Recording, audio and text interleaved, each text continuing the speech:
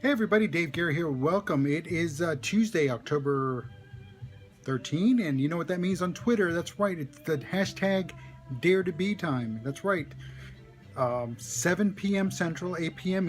Eastern, every Tuesday night, except for last Tuesday night. There was, well, it's a tweet chat. Hashtag Dare to Be. Join us. A Sanchez 16 is our moderator. She does a fantastic job. Awesome questions. 10 questions. Join us. Again, I did it the week before, so I'm going to do it again. There was none last week, so that's why I didn't do it. So we're going to do it, and let's have some fun. Let's have a lot of fun with this one. Let's see. This week it's Dare to Be Decisive. So let's see about decision making. And let's get started. And here we go. First question of the evening is, to decide means to blank. Well, to decide means to, well, you're committed. You're on the path. You're not going to deviate. You've already made your mind up. You're going. Is to be committed. Okay, question number 2. Which decisions do you dread and which do you look forward to? Well, really, I don't dread any decisions, and I look forward to just picking and sticking to it. But dreading, no, it's just some take a little longer to come to an answer, to come to a resolution, to actually decide to commit.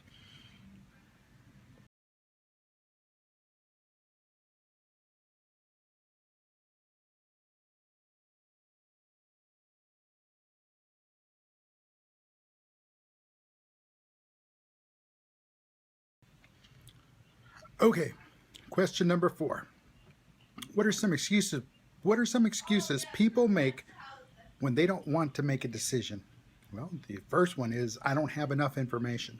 Sometimes it's valid, and sometimes it's just an excuse. Or the big one, it's, this is above my pay grade. Or I don't get paid enough for this. Or I don't need to be making these decisions. That's for somebody else. Passing the buck. That's the one. Passing the buck.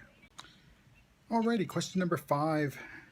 Why is it hard for some people to be decisive? Well, that's simple. There are some people that want to please all the people all the time. You have them in your organization, I know it. But for those people, the ones that want to please everybody all the time, making a decision is not 100% pleasing to all the people. Someone's going to get hurt. Someone's not going to like the outcome. And instead of being bad in their eyes, maybe the 1%, 2%, whatever, they choose not to make a decision. And that is not a good thing. Okay, question number 6. When faced with a tough decision, what can one do to make it less intimidating? Well, easy. You seek out advice from others. Get their advice, get their input. Get it from others that have made such decisions in the past. Organizations kind of tend to cycle and repeat themselves. And more than likely, they've run into situations like this, and someone else has already made this decision. However, the times have changed, the people have changed, so you'll need to fine-tune it, but seek out advice. And if you got one, talk to your mentor. And if you don't have one, get a mentor.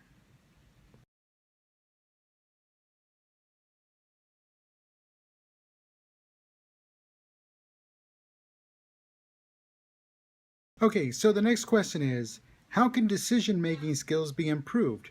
Well, trial and error, really. I mean, real life has a way of making one experienced, and it makes you experience real fast. Now, I'm not saying trial and error with people's lives. No, it's not what I'm saying. I'm not saying trial and error with the company's millions and millions of dollars. No.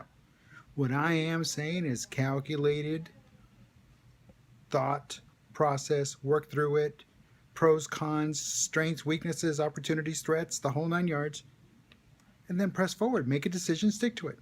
Then again, asking for help always helps. Question number 9.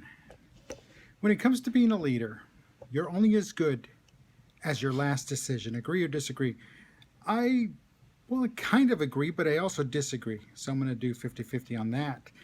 You're only as good as constantly and consistently, you're only as good as making constant and consistently sound, timely, well thought out decisions.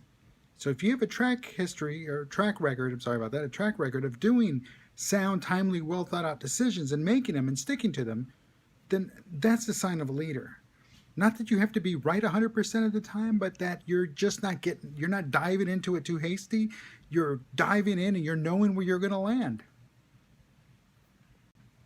Okay, question number 10. Tomorrow I will dare to be more decisive when blank. Well, tomorrow I will be more decisive when it comes to sharing and creating more excellence with others and for others. So be on the lookout.